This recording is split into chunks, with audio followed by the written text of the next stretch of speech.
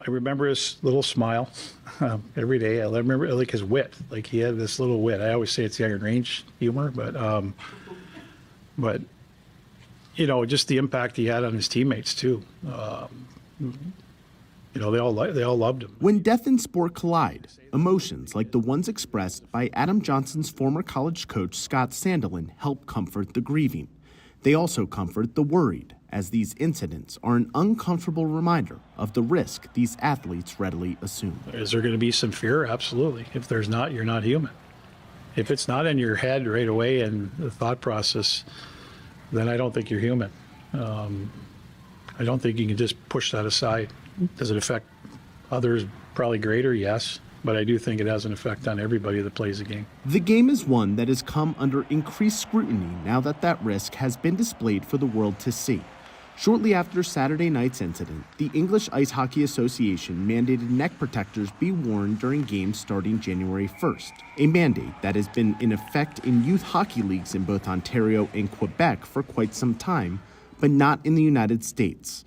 In early January, a 10th grader in Connecticut died in a similar fashion to Johnson when a skate lacerated his neck. USA Hockey, the governing body here in the United States, did not change its regulation on neck protectors at the time, instead doubling down on its, quote, strong recommendation that players wear them. It's always unfortunate when it takes something catastrophic, so to speak, to really grab people's attention. But I do think it's something that needs to be looked at. There's been some close calls. There's been some that we probably haven't heard about.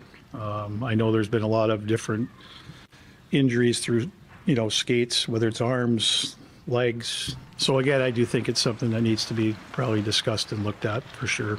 We play a game there's risk, but if we can mitigate that in some way, I think it does need to be looked at. On Monday night, the Pittsburgh Penguins and Anaheim Ducks came together at center ice to commemorate Johnson before their game as they adorned their helmets with Johnson's number 47. And while some players took a moment to themselves, others took initiative. TJ Oshie, a winger for the Washington Capitals, says his company, War Road Hockey, has already sold out of its neck protectors after more than 100 pros reached out asking to order one in hopes this tragedy is not one that is repeated. We got along with everybody. It was fun to be around, sometimes the life of the party, those things. And I think when you have that and your teammates see that, certainly a big reason why we saw him as being a leader. Dan Grossman, Scripps News, Denver.